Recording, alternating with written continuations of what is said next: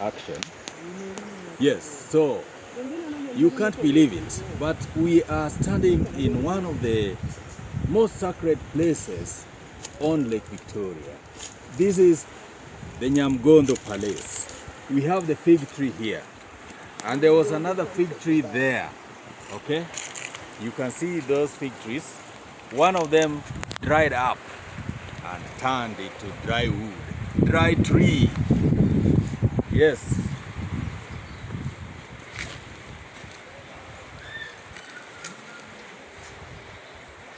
And across is Kiwa Island.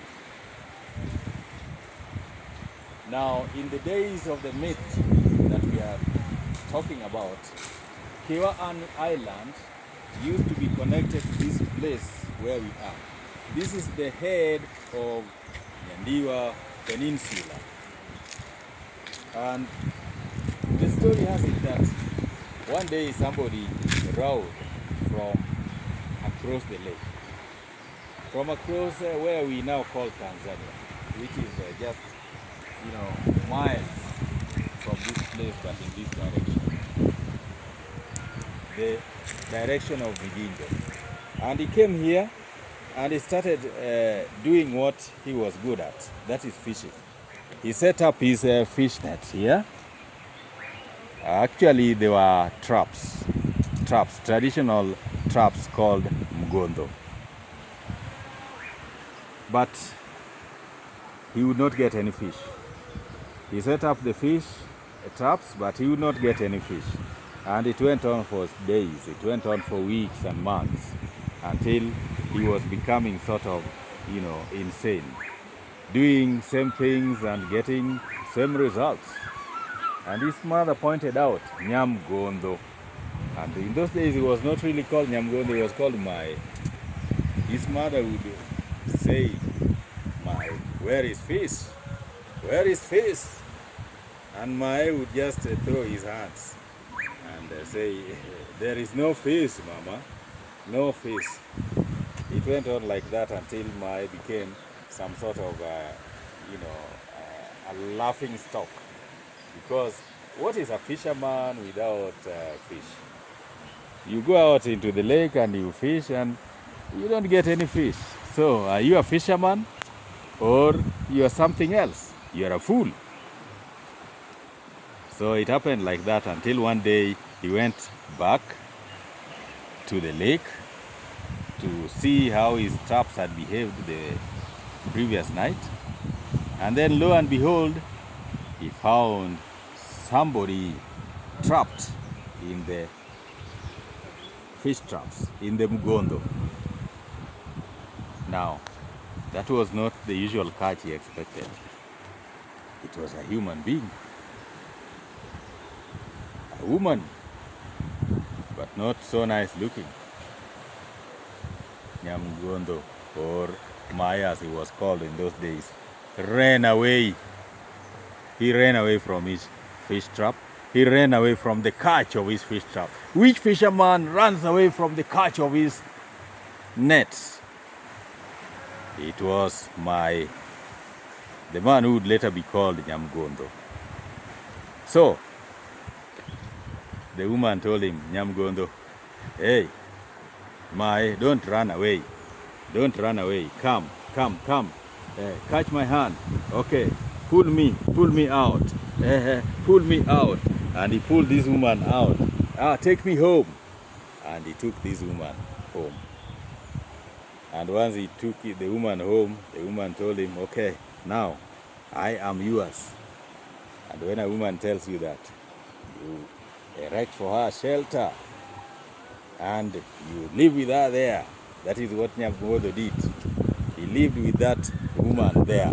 And this was the home. The home is just up here. You can have a look at it. We are walking in the footpaths of Mae or Nyamgondho, as we was saying. We are walking in the footsteps of Mae. And these footsteps have now turned sacred. Look at how sacred it is. That cloth there, it's not just an ordinary cloth. We are in a sacred place. Tread carefully. Tread carefully. It's a religious cloth. Why are they being spread here? And then we are hearing the chants down there. People are praying. Don't interfere. Don't interfere. Should instead pray and ask the Lord of the universe to present you. And He has already presented you with whatever you want. If you are here and if you are listening, the Lord of the universe has already presented you with whatever you want. This fig tree is old, thousands of years old. These structures are thousands of years old. But let us not interfere with the prayerful. Just take a picture and let us turn away and go.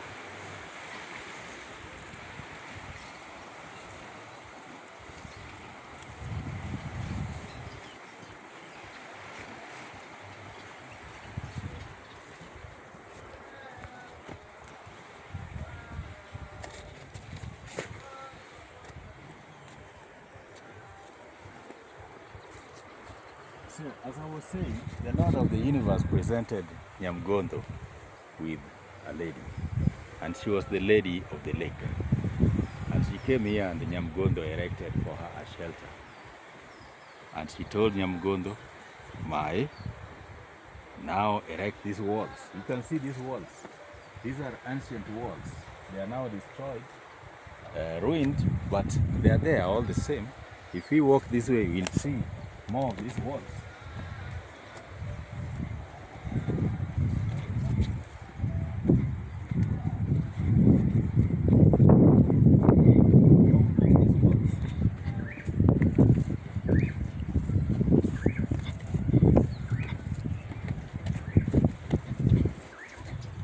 Here is another Nyamgondho wall. Out of his strength, he erected these walls from one end to the other, and from the other end to that one end. That was Nyamgondho, strong like iron, strong like a rock. Nyamgondho. And these are Nyamgondho flowers. They can cure any disease. These ones. These flowers you're seeing here. They can cure any disease. And that was he erected these walls, and soon the walls were filled with wealth. Cows, goats, sheep, poultry, plants. The homestead was full of wealth. And Nyamgondho was happy. He was happy with the lady of the lake. He was happy with the wealth that he had gotten. And he was happy with the status that he had acquired in this community. He was now somebody. And whenever he met his fellows, he would say, yeah, I am Nyamgondho. But they would ask, isn't Nyamgondho your wife? The wife you got from Mgondo? And you say, oh yeah, I'm Nyamgondho. And so,